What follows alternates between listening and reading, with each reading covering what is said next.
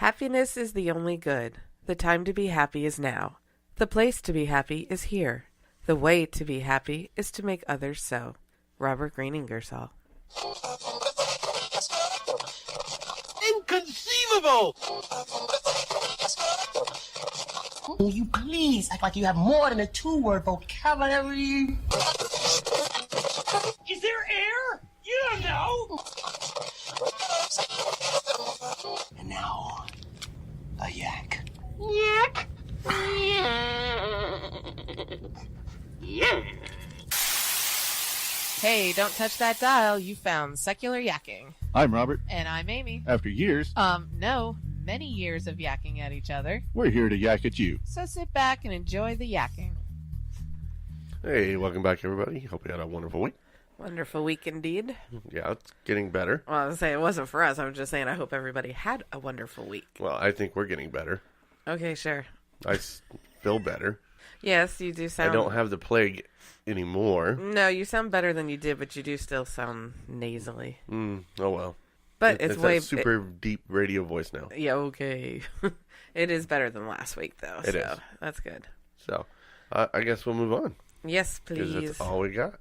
That is time for our twits. Twits. Yeah, we started calling them twits. I don't know. It's just what I thought of. Anyway, we've got Mona Peterson, Stephen Bradford Long, My Viral Campaign, Matthew Van Dyke, Anna Darville, Maureen Skinner, who is running against State Senator Jason Rapiert.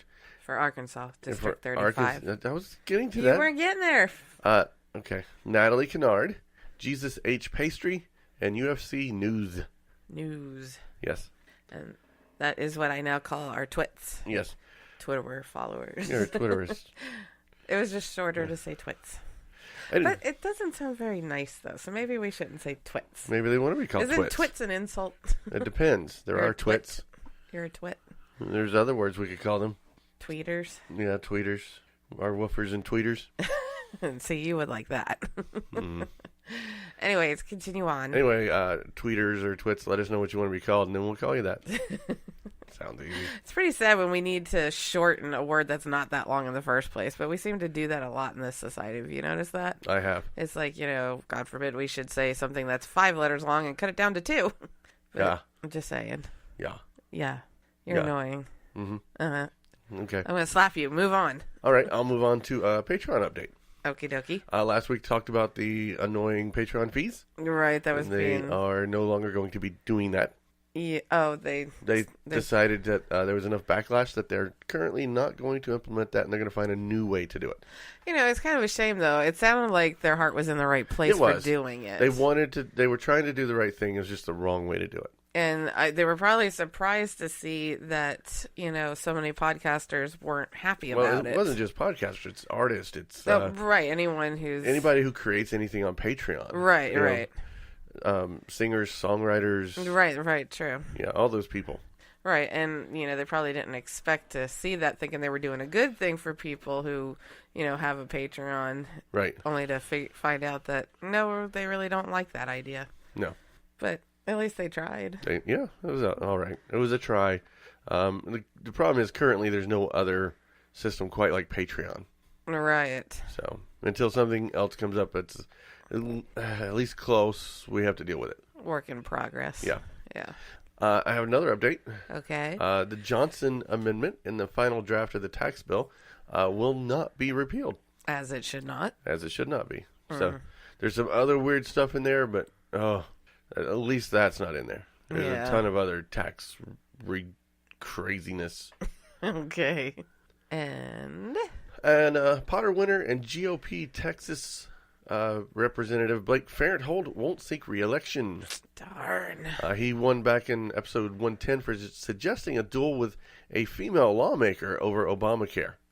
Do I remember that? You might, but go episode 110. He's a real winner. Oh, okay. Yeah, he's doesn't want to deal with the stress and everything since all these sexual assault allegations comes up against him as well. The negative publicity. Yes. Yeah. Okay. And by far the biggest update is no more Roy. Yeah. Now you got to find someone else to pick on. Oh, we've already got somebody. Of course you do. We mentioned him earlier. Of course you did. In the twits. Oh, did we know? Yeah, State Senator Jason Rapert. Oh, okay. He's my new favorite. Okay, now we get another obsession for a while. Mm-hmm. Okay.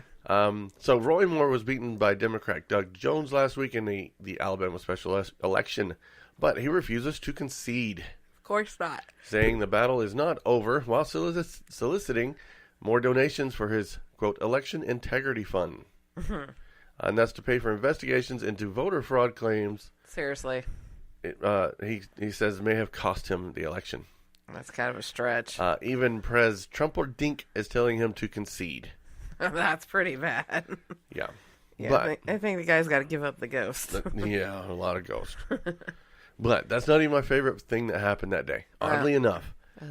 I was so happy that he lost. And I'm going to go over that in the Patron update, or Patron Extra. Oh. It's the loss. So that's a whole different story. Okay. But my favorite thing that happened this day was Jake Tapper was talking to Roy Moore's spokesperson. Oh, did I see this? And I'm going to play some audio. And, it's hilarious. Judge Moore has also said that he doesn't think a Muslim member of Congress should be allowed to be in Congress. Why? Under what provision of the Constitution? Because you have to swear on the Bible. When you are before, I had to do it. I'm an elected official, 3 terms. I had to swear on a Bible. You have to swear on a Bible to be an elected official in the United States of America. He alleges that a Muslim cannot do that ethically, swearing on the Bible. You don't actually have to swear on a Christian Bible. You can swear on anything, really. I don't know if you knew that. You can swear on a Jewish Bible. Oh, no, you can I swore on the Bible. I've done it 3 times. I'm sure Jay. you have. I'm sure you've picked a Bible, but the law is not that you have to swear on a Christian Bible. That is not the law. You don't know that? All right, Ted Crockett. I don't know. I know that Donald Trump did it when we made him president. Because he's Christian and he picked it. That's what he wanted to. That's what he wanted to swear in on. Ted Crockett with the Moore campaign. Good luck tonight. Thank you so much for being here. My panel will react when we get back. Merry Christmas, Jay. Thank you, sir. I remember you showed me this video, and it kind of sucks that people can't see that video while you're listening to it, because the look on that guy's face was I'll put a link in the show hysterical. notes to the video. Oh my God. It's like he just got hit in the face with a 2x4, and he's like, I can't even. It was like he had never heard that concept before. Yeah, that long pause, and he's got this look on his face. His brain glitched for a second, and he was just completely taken by surprise. I can't believe he didn't know that, though. I seem to honestly believe that you have to take Yes, he the did. oath Yes, on he the did. Bible, and then when he's told it's not, he's like, no, it's 7 seconds of silence from this guy. 7 seconds. And the look on his face is priceless. It is. You have to go watch it. It's, like I said, it'll be in the show notes. By far, my favorite thing that happened that day. I mean, I must have watched that thing a dozen times. Just, I thought about making a soundbite out of it and putting it as my ringtone, but then that's 7 seconds of silence. I was going to say, what? You got dead air. Oh man. That's crazy. Funny. Yeah, actually, we watched like the whole thing though, and the whole thing is just bizarre. Oh yeah, like the whole 10-minute interview. His answers for everything were like, "Oh my God, are you kidding?" Yeah, this guy is typical Roy Moore style Alabama, right? He is uneducated and ignorant of most things in the real world. Mm-hmm. And very uneducated. Yeah. I'm not that bright, and I knew more than that. Yeah, that's crazy. Anyway, on to something else. Okie dokie. How about some witches against Trump? Okay, I had other images in mind, but sure, go. So, are feminist witches conspiring to destroy President Donald Trump? You tell me. Well, Breitbart tech reporter Charlie Nash seems to think so. Why does that not surprise me? He warned readers about the issue in an article published Sunday through, this is a quote, "Through a large percentage of feminist witches undoubtedly limit themselves to the aesthetic alone. An increase in political mass hexes show a portion of the movement delves deeper." What? Yeah, he thinks they're casting spells against Trump. But okay, you're missing the point. He believes in witches. Okay. Seriously? Okay, this guy's also a Christian. Let alone they're feminist witches. Oh yeah, feminist witches. He also wrote the following President Trump's inauguration. You cannot talk for crap today. Inauguration. Witches, covens, and even A-list celebrities started to hex the president with frequent spells. Wow, that's kind of out there. Yeah. So yeah, it just seems like nothing's off the books. No, not this year. No. He went even further to conflate the two groups. Quote, the two scenes have become so intertwined that the term witch has even started to become synonymous with feminist. Oh, really? As online stories such as witchies? I guess. Online stores such as witchies Except sell it's feminist backwards. witch-themed goods. I'm not even sure if that's witchies, because you have S, then the Y. It's witch S-Y, not witch Y-S. I'm not going to go there. It's stupid. Some of them have these elaborate altar tables with candles and pentagrams and all sorts of weird imagery. Also with kind of a picture of of President or Don Jr., whoever they want to hex. Wow. Seriously. I don't even know what to say to this. Well, he did dismiss the idea of animal sacrifice, but added, it's definitely a reality that occultism is becoming increasing thing under thing under Trump. Yes, yeah, okay. You can't read either today. Maybe I've been hexed. Yeah, okay. Okay, that's just really weird. So this is a guy that writes at a website that President Trump loves to read. Oh, okay. So, yeah. Whatever.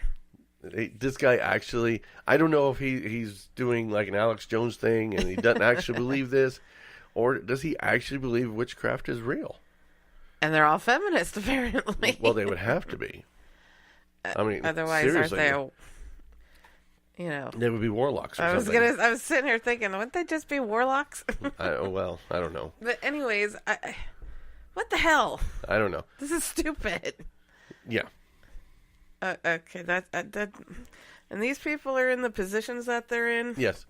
Jesus Christ, you'd think freaking elementary school kids were running this show. Yeah, you would think so. Anyways, this is a spot where we put our Patreon-only content. This week's rant is about the Clinton effect.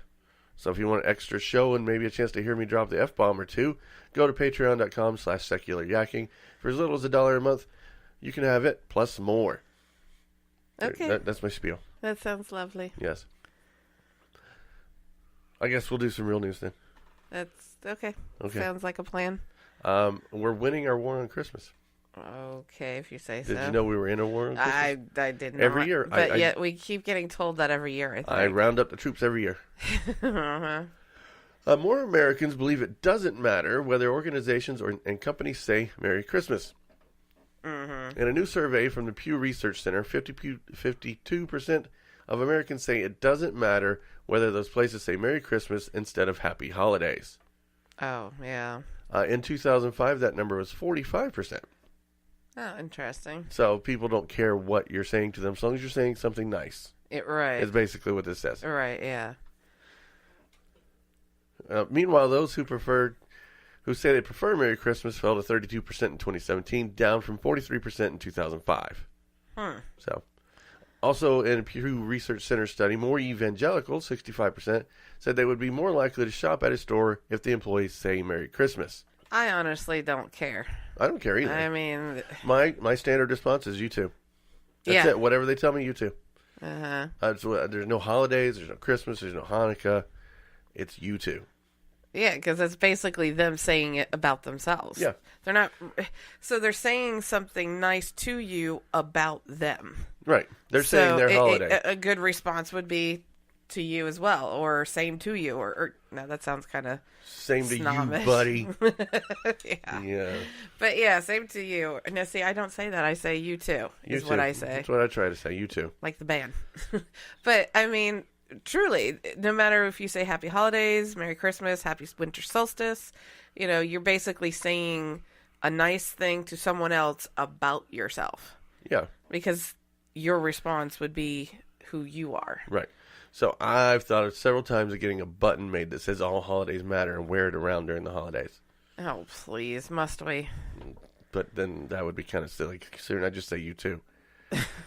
Well, yeah, I mean, if I were really out there, which I most of the time am, but this isn't a big deal for me. I was gonna say, and if you're putting a button on, that means you're egging on the stupid war. I know, and I don't want to. I mean, it's not a war, people. Get over it. Yeah, I've never fought a battle for Christmas, for or against. I mean, if someone celebrates Christmas in their house, great. If they celebrate it for commercial reasons, great. Religious reasons, whatever. They don't celebrate Christmas, whatever. It's a whole whatever. You do what you do in your own home. Yeah. So there's no war here. White evangelicals, 84%, also said that the survey that Christmas was more religious than cultural. In 2013, that number was 82%, which is weird. It dropped. It went up.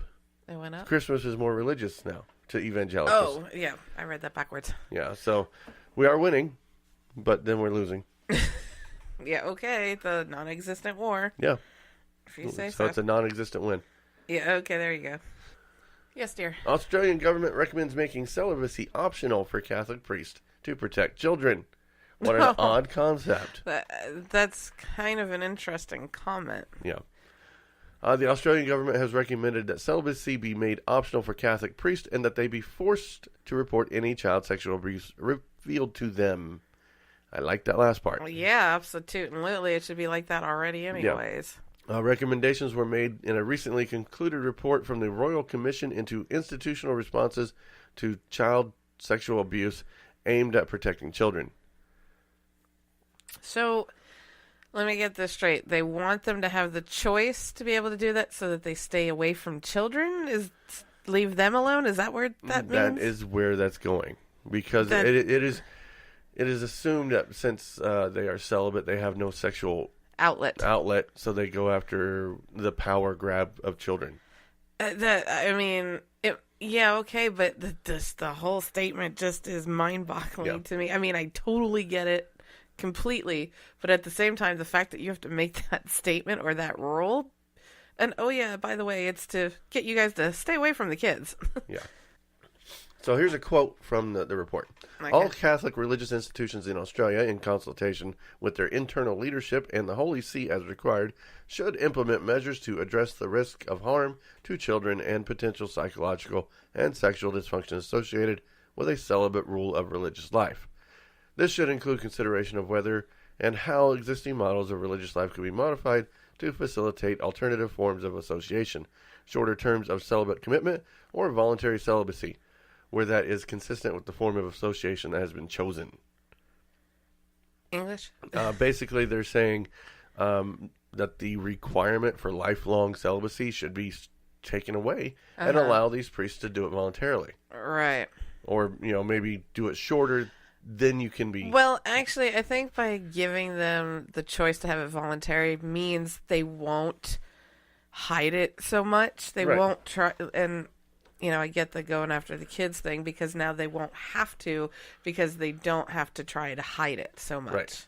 They can, fulfill their outlet and, be with normal adult people as well as not make it such a bad thing kind of a deal. Well, the Commission also recommended that the Australian Catholic Bishops' Conference request the Holy See to amend a 1983 Code of Canon Law to create a new canon or series of canons specifically relating to child sexual abuse.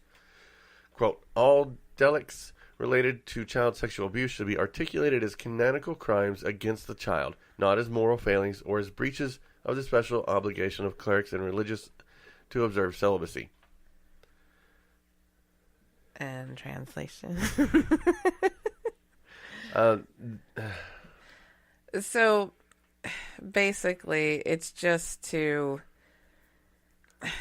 open up. The only thing I have an issue with this, though, is it's not addressing the fact that their priest went there in the first place. Well, that's a totally different issue. I know. That's what they're trying to avoid. I know. I get that. I understand that. They're trying to avoid that in the first place.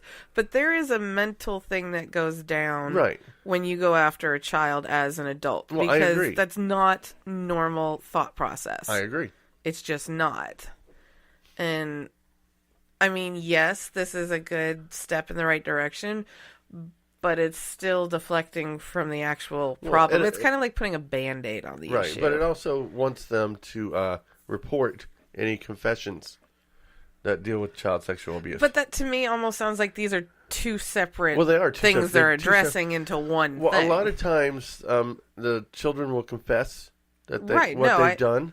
Or what was done to them, not what they've done. Yeah, I was going to say. To them, it's what they've done. No, I know that's how they see it, but you know what I mean. And so, with this whole thing in mind, that would catch those predators. No, I know, I get that. Right? But since now they aren't mandatory reporters. But it just sounds like two separate bills. That's what I want to call it. It kind of is.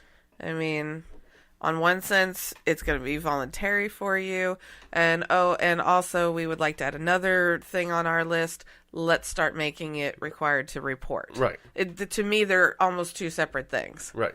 I mean, the rolling them into one kind of irritates me. Well, they're not exactly rolled into one. They came out in the same report. Yeah, I know. But they're two different recommendations. Yeah, I get that. So the Catholic Archbishop of Melbourne, Dennis Hart, told ABC that forcing priests to betray the confessional is a, quote, serious spiritual matter which could result in excommunication. Let me put it to you this way. If you're diddling kids, you should be excommunicated. I was going to say, where's the problem? Right. Because obviously you shouldn't be there in the first place if you're doing things. Right. So that's kind of a moot point. It doesn't matter. Right. He's quoted saying, "I revere the law of the land and I trust it, but this is a sacred spiritual charge before God, which I must honor and I have to respect and try to do what I can with both." So wait, is he saying that, you know, the whole, what the first information was as far as this is a spiritual matter and it could result in excommunication, and he's like, we shouldn't be doing that kind of thing? Yeah, he's saying we shouldn't be tattletaling, basically. He literally said that if someone revealed that their child abused to him in confessional, he would feel terribly conflicted, but would not break the seal of confession. Oh, Jesus Christ. Uh-huh. That's such bullshit. Another high-ranking local priest, Catholic Archbishop of Sydney, Anthony Fisher, said, "I think any proposal to effectively stop the practice of confession in Australia would be a real hurt to all Catholics and Orthodox Christians, and I don't think it would help any young person." They're not asking them to stop the practice of confession. They're asking them to report... To report freaking crime. Hello, crimes. Yeah, that's the thing. What's the problem? Yeah, I don't understand this. Why... It's a freaking crime. It is a crime to Stop hitting the table. You're driving me nuts. Sex with children. It is a crime. I don't understand. It's not just... It's morally reprehensible. It's a really bad crime. Right. It's probably one of the worst crimes you can do. So I don't understand what the frick their problem is. All they want to do is report any abuse happening to children to make it stop. And they're boo-hooing about losing the confessional, which is not what they're saying in the first place. No, they're saying because again, they're turning it around. Only in this instance do you have to report. Right. If you can confess a murder, and apparently... did you hear that? That's apparently. The Southern thing. And I'm not Southern. Weird. Anyways, but yeah, they're not telling them, oh, well, if someone confesses to a murder, you got to come tell us. Although, hello again, it's really a freaking crime. They really, really should. Why the H does the freaking church get to override law? Well, so do a lot of psychologists, but that's a totally separate issue. Anyways, this is ridiculous, and I don't see the Catholic Church doing anything with this because they never will. They never have. I think that's really ridiculous that that he's complaining that they're going to take away the whole confessional system in general. Should. They're not going to do that ever. Well, the confession is just stupid anyway. Yeah, it's kind of like a pass. It's a free pass. It is. It allows you to sin. You walk in there and say, "I did this," and okay, give me so many Hail Marys and wash the state clean. I'll see you in a week. Yeah, pretty much. I mean, because that's all it is. That's the same sins over and over again. Yeah, nothing changes. Right. So it's stupid. You get into heaven no matter what you do. But the fact that they have them, they're probably always going to have, and to claim just because you're going to turn in a pedophile that could possibly take away the entire, confessional system. Again, I don't think so. The Catholic Church has a history of hiding pedophile priests. Well, I know that, but they're not going to take away the confessional for that. No. You're not talking to somebody else around here, all right? This is me. You remember me, George Bailey? Yay, Bailey. I figured we needed a good news story after that. Okay. It's that time of year when children are getting their wish list Lordy, you cannot to talk. Santa. Uh-huh. But when a 9-year-old boy in Ashland County, Ohio, was given the option of receiving a Christmas gift or help the homeless, he chose to embrace the holiday spirit of giving. So I suppose he chose to help the homeless. You'll see. Okay, fine. Micah Fry was with his grandmother in Ashland last week when he noticed people wandering the streets and in the cold. Terry Bryant said, Grandma, it's so cold outside. What do the homeless people do? And I said, I don't really know. He said, well, they're cold. And I said, well, why don't you give them a blanket? That became the plan. But Micah's desire to give them a blanket came at a price. Mm-hmm. He said, you can buy them a blanket. And I said, do you want to give up one of your Christmas gifts to get a blanket to give to someone? He said, okay. And when he got home, he later said if the Xbox, which he was planning on getting for Christmas, is $300 and the blankets are $10, I can buy 30 blankets. Good math problem. Said, yeah. Feels really good. Feels really good. A lot of people said you did good. And it just feels really good, said Micah. He's 9, remember? Yeah, right. Micah Fry's actions. So he gave up his Xbox. Right. To buy 30 blankets for the homeless in his area. That's a pretty awesome. Really cool thing, right? Mm-hmm. But his actions not only caught the attention of those who received his donation, but the eye of a billion-dollar company who planned a big surprise Saturday in his honor. Microsoft got wind of Micah's selflessness and wanted to repay his kindness. Oh, well, that ought to be interesting. This is a quote. When they called and told me, I was just instantly crying on the phone. I couldn't believe it, said Micah's grandmother, Terry Brandt, recalling that when she learned about the surprise. What's harder was not telling him. Oh, yeah, I could say that. Employees led him to the back of the store where Santa was waiting to help present 2 big bagfuls of gift, including an Xbox.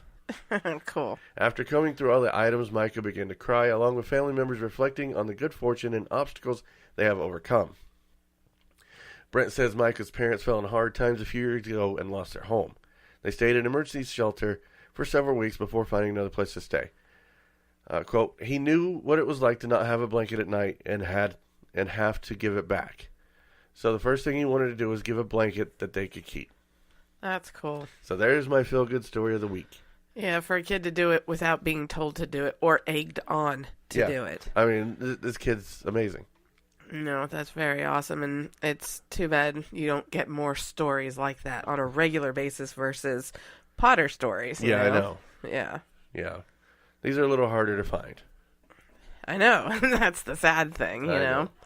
But it's nice. They need to have more stories like that on the news of people who, you know, have done something good or you know, invented something new or, you know, something instead of all the damn violence and misery that they seem to put on news. Yeah. And I figured we would end this year on a happy note. Oh, that's correct. That is right. Yeah, since we will not be on next week. No, we will not. Due to scheduling issues, we're not able to make a show on time or even close to on time. So. Yeah, no matter how we tried to figure it out, just wasn't going to happen. Yeah. So, with that, I'm done yakking. I think I'm good with yakking, and we will see everyone next year. We always like to hear your feedback, so leave us a voicemail at 704-802-YAKK or an email at podcast@secularyakking.com. More input. All comments are welcome. We like to hear the good, the bad, and the ugly. You also can find us on Facebook, Twitter, YouTube, and Google+. If you like our show, head over to your podcast directory of choice and leave us a 5-star review. If you really like the show, support the show on our Patreon page. I'd buy that for $1. And we'll be back next week with more yakking to please your eardrums. Bye-bye, boys. Have fun storming the castle. Think it'll work? It would take a miracle. Goodbye.